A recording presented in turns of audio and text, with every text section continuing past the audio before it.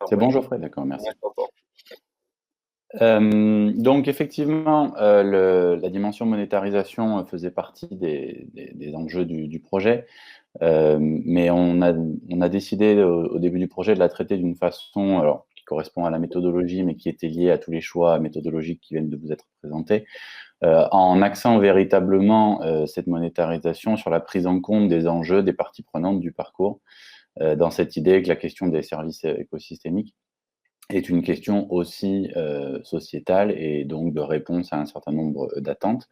Donc le premier travail a été de réfléchir sur les parties prenantes internes du parcours et sur les parties prenantes externes qui à la fois sont des consommateurs potentiels mais également des apporteurs de solutions et de demandes par rapport à l'écologie et à l'organisation sociale aussi du parcours.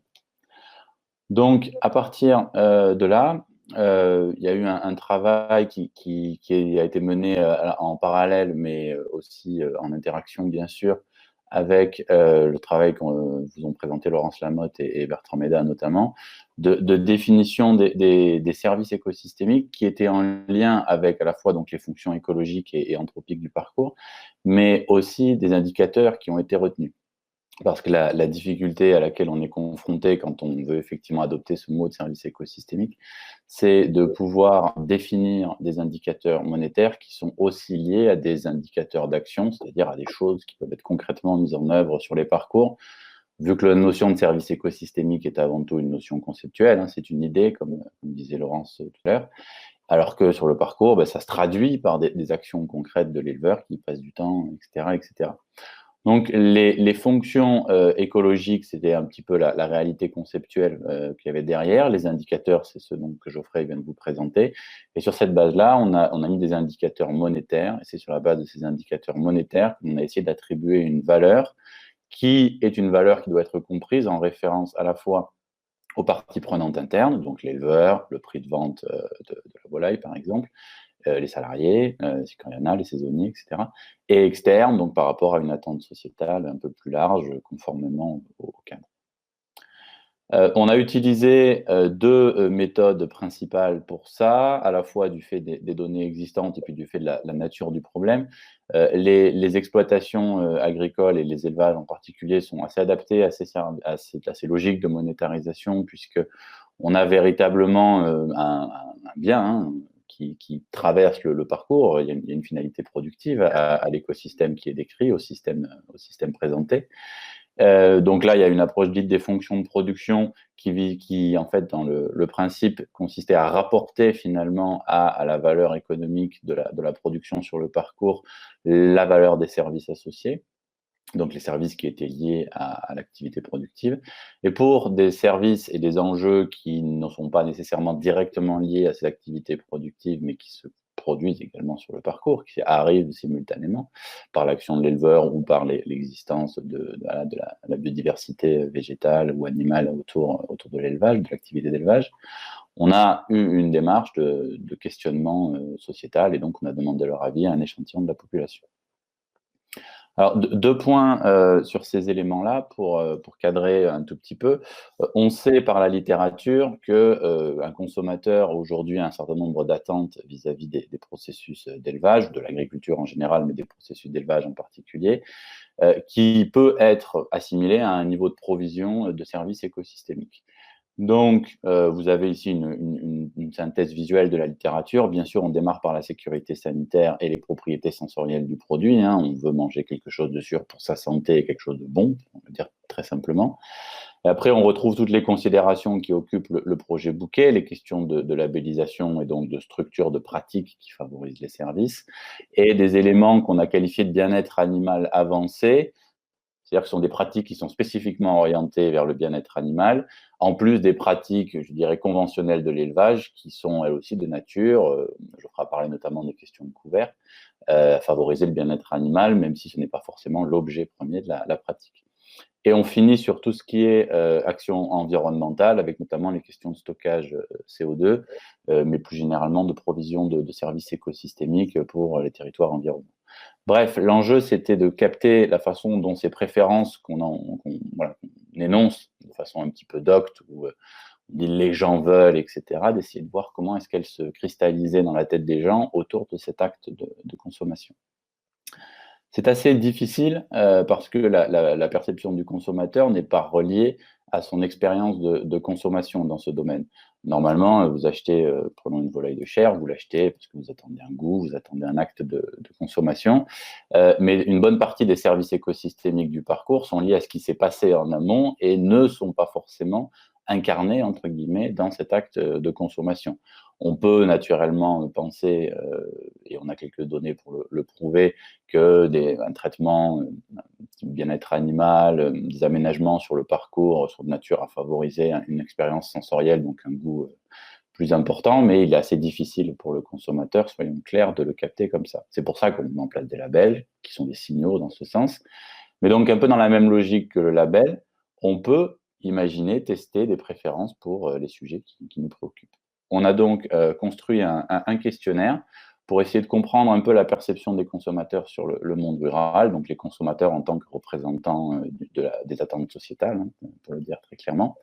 Essayer de voir un petit peu la façon dont ils percevaient les changements possibles au sein des élevages et par rapport aux enjeux donc, scientifiques du projet, transformer leurs préférences en une évaluation monétaire de nos services. Alors, quelques éléments de ce questionnaire hein, pour vous situer un petit peu le public, finalement, tel qu'il nous est apparu dans cet échantillon. Alors, je ne vous donne pas toutes les données, bien sûr, sur l'échantillonnage, mais la lecture, notamment de la composition socio-économique, on peut le considérer comme assez représentatif de la demande sociétale. On a un bon équilibre entre les ruraux et les urbains par rapport à la réalité démographique de la France d'aujourd'hui. Des gens qui, a priori, ont quand même une bonne connaissance de ce qui se passe dans les fermes, dans les élevages, dans les exploitations agricoles, et qui ont une vision qu'on peut qualifier d'équilibrée de la ruralité, puisque, par exemple, à cette question, on leur demande est-ce que les grandes exploitations qu'on avait qualifiées dans la question de productivistes ou d'intensives font partie de la ruralité. Les gens sont plutôt d'accord, et voire complètement d'accord avec une majorité des deux. Donc, on n'est pas dans des gens qui se positionneraient sur une campagne mythifiée, on est des gens qui disent que, bon, voilà, il y a une partie des gens qui considèrent que la campagne et la ruralité, c'est tout, et quelques autres qui ne sont pas d'accord, mais là aussi, ça correspond assez bien à une certaine perception sociale. Par rapport aux services écosystémiques, et donc pour continuer de comprendre un peu le positionnement de nos répondants, un résultat assez fort de ce questionnaire, c'est déjà que, vous l'avez dans le graphique de droite, quand on demande aux gens leur niveau d'accord avec la phrase « Aujourd'hui, les animaux d'élevage sont traités dignement », on a une majorité de gens qui ne sont pas en accord avec cette assertion et 24% qui sont dans le doute. Donc on a quand même une prise de position assez forte autour de cette notion de dignité dans les élevages. Qui interroge et qui va se retrouver derrière, je vais y revenir, sur la façon dont ce service-là en particulier a été valorisé. On a des signaux positifs à côté, je dirais, en termes de services et d'impact, qui prouvent qu'on est en face d'une population qui n'est pas manichéenne hein, dans sa vision de l'élevage, avec notamment le graphique du bas, où on voit que dans l'idée que l'agriculture contribue à préserver la biodiversité, on a une moitié de gens qui sont complètement d'accord ou plutôt d'accord, et 21% des répondants qui ne se prononcent pas. Donc, on n'est pas dans une vision, encore une fois, exclusivement négative de l'agriculture, mais clairement, la question des conditions d'élevage cristallise aujourd'hui un enjeu sociétal assez fort. Et je le précise parce que c'est souvent le biais de ces études-là, on est face à des répondants qui sont majoritairement omnivores, donc qui se déclarent, hein, toujours pareil, ce sont des questions déclaratives, et on est sur un panel qui, sur les variables socio-économiques, est plutôt composé et représentatif des niveaux de revenus et des catégories socio-professionnelles que l'on connaît, avec notamment 45% d'ouvriers et d'employés parmi les répondants. Donc, pour être un peu clair et caricatural, on n'est pas en face d'une population de CSP+, urbain, avec un positionnement déconnecté de la majorité de la population ou je ne sais quoi. On est vraiment sur un échantillon plutôt représentatif. On retrouve ça par rapport à une connaissance finalement qui n'est pas que théorique de la campagne et de la ruralité. 17% des répondants déclarent acheter leurs produits directement à la ferme, au moins une fois par mois, et 44% de manière occasionnelle. Donc, ce sont des gens qui, de par leurs réseaux familiaux et leurs relations, sont au fait. Et un quart des répondants réalisent majoritairement leurs achats ailleurs que dans la GMS, ce qui là aussi est assez représentatif des pratiques des Français. Ce qui est assez intéressant, c'est que 3 quarts des répondants se disent prêts à payer plus cher pour leur alimentation. Et par rapport à la validité de nos résultats, puisqu'on a centré ça sur les poulets de chair, on voit que les gens déclarent en majorité que leurs réponses sont globalement les mêmes, quels que soient les types de production. C'est le sens du graphique que vous avez sur la droite. Donc, en conclusion, sur la question des services écosystémiques, au-delà de cet aspect d'expérience de consommation, il y a vraiment une vision englobante du rôle de l'élevage, avec un grand E, dans la réponse à ces enjeux, et avec une vision, encore une fois, assez positive de l'idée d'un éleveur qui prendrait d'autres rôles que celui de l'élevage des animaux et qui serait rémunéré en conséquence. On leur a donc proposé des cartes de choix, ce qu'on appelle des cartes de choix, c'est-à-dire on a décomposé, je suis désolé, j'ai pas trop le temps de vous les présenter en détail, mais en gros, on a décomposé la consommation de viande en attributs associés aux produits qui étaient achetés, selon les méthodes en vigueur, avec comme idée forte d'objectiver le système de valeur des gens. C'est-à-dire, il y a tout ça derrière le poulet que vous achetez, ou il y aurait potentiellement tout ça derrière le poulet que vous achetez.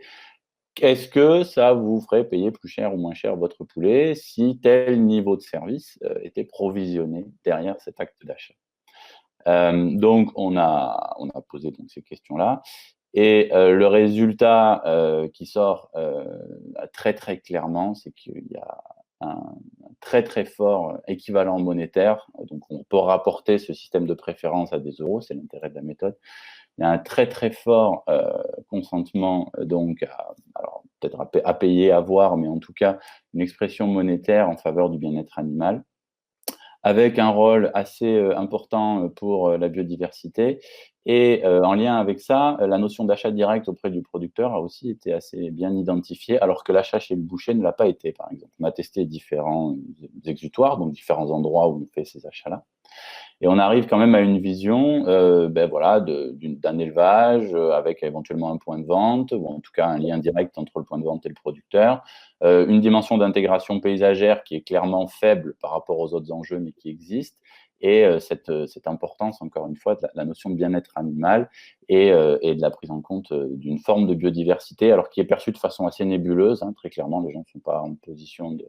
Mais l'idée que la biodiversité possible sur le parcours devrait être un des critères autour de l'élevage, donc de la façon dont le parcours est aménagé, par exemple, est présente et est valorisée. Par rapport au projet bouquet, donc ces résultats seront intégrés aussi à la fleur selon la logique que Geoffrey vient de vous présenter. Simplement, il y aura en fait une fleur un tout petit peu différente à côté, qui sera une fleur donc monétarisée. Et l'objectif, c'est de positionner l'idée des attentes, justement, de la valeur associée à ces différents services, et donc d'attirer l'attention de l'éleveur sur le fait que un niveau de provision dans l'un ou l'autre des domaines, aujourd'hui, est plus attendu quelque part par les parties prenantes, donc par la société, on va dire, et aussi par les autres parties prenantes selon les services. Et donc, ça peut valoir le coup si on cherche justement où mettre l'accent dans l'effort, une fois qu'on a posé le diagnostic, vers où on va. La fleur monétarisée aide quelque part à orienter. L'autre aspect qui semblait intéressant, c'était de se dire, bon, voilà, clairement aujourd'hui, on a un niveau voilà, de provision, encore une fois, de ces services écosystémiques dans les élevages qui varie, qui est individuel à chaque élevage, comme on l'a dit. Qu'est-ce que ça, vers quoi, encore une fois, est-ce qu'on pourrait se projeter avec cette vision des préférences des consommateurs? Quand on fait différents scénarios, donc c'est le sens du tableau, je m'excuse, il est un petit peu petit, je m'en rends compte maintenant. On peut combiner justement ces attributs. Et ce qu'on voit, c'est que aujourd'hui, une production qui est principalement axée sur un produit donc sûr, sur le plan sanitaire et goûteux, à un niveau donc, de prix, donc on en a mis 13 €, puisque c'est à peu près ce qu'on peut observer au vu des consentements qui ont été observés.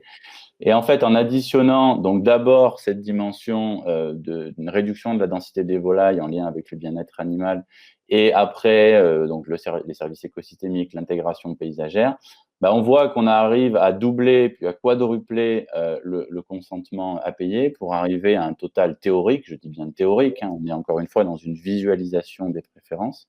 Donc comment est-ce que les gens mettent ces attributs les uns en rapport les autres? on arrive à un niveau autour de 66 euros. Voilà. C'est pas un niveau absolu, hein, j'insiste là-dessus, c'est plus vraiment pour que relativement vous voyez la façon dont les critères s'additionnent ou ne s'additionnent pas et quels sont les critères un peu qui sont surpondérés par les gens à un instant T.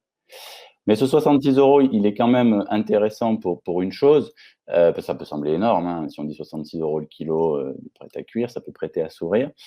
Mais si on met ça dans une perspective, encore une fois, un peu globale de l'évolution de la société, ben, dans les études qui avaient été faites en 2017, on voyait que la consommation de viande représentait 25% du budget alimentaire, ce qui fait à peu près 75 euros par personne. Et on avait noté déjà une baisse de la consommation de viande en volume sur la 94-2012. Donc c'était avant même que des questions environnementales prennent vraiment l'ampleur qu'elles ont aujourd'hui. Et on sait par ailleurs qu'une consommation écologiquement soutenable, entre guillemets, qui renvoie à des logiques d'empreinte écologique, des choses comme ça, de viande, c'est à peu près 1 kilo par mois, à pondérer entre viande rouge, viande blanche, etc. Et que la consommation diététiquement recommandée est de 2 kilos, alors qu'aujourd'hui, on est plutôt, si je ne m'abuse, entre 4 et 6 kilos. Donc, vous voyez où je veux en venir. Si on ajuste un petit peu pour de la viande blanche, bah, cette idée qu'il resterait un budget viande d'à peu près 70 euros par mois qui se porterait sur 1 kilo, 1 kilo et demi de viande, paraît pas absurde, non pas demain, bien sûr, mais à des horizons 2030, 2050 dans une perspective de transition écologique. On en arrive donc avec ces aspects-là. L'idée que soit l'éleveur va miser sur la qualité, le développement des services, et il a clairement en face de lui une marge potentielle à chercher, notamment en lien avec la redéfinition peut-être des circuits de distribution, cette notion de circuit court, de point de vente à la ferme, etc., etc. Et rester sur une démarche un peu quantitative, essayer de faire du volume, tout simplement. C'est prendre le risque déjà de ne pas répondre aux attentes sociétales et donc de ne pas tomber sur un consentement à payer et d'être déclassé quelque part, ou de tomber sous le coup d'une réglementation à un moment qui, pour des raisons écologiques ou autres, ne manquera pas de venir. Il me reste une diapo, Jean-Marie, je me dépêche. En conclusion, j'insiste sur cette image non manichéenne, parce que souvent ces débats peuvent l'être, dès qu'on met des euros et des services écosystémiques ensemble. Pourquoi pas un éleveur parmi les gens qui sont en charge de l'écologie des campagnes? C'est déjà le cas pour les gens aujourd'hui et ça peut le devenir de façon renforcée par l'aménagement des parcours. Ça passera quelque part dans la perception des gens par cette idée d'une baisse des volumes, pour des enjeux écologiques et pour des raisons plus larges, des gens de bien-être animal et des enjeux plus larges écologiques. Et il y a, à notre avis, un marché à forte marge en face. C'est un modèle à penser, il y a à peu près 15 ans pour le faire, ça pourra peut-être aller plus vite en fonction des attentes, qui équilibrera consommation de viande, consommation végétale et débouchés énergétiques avec gestion des services écosystémiques dans les campagnes. Voilà, merci de votre attention.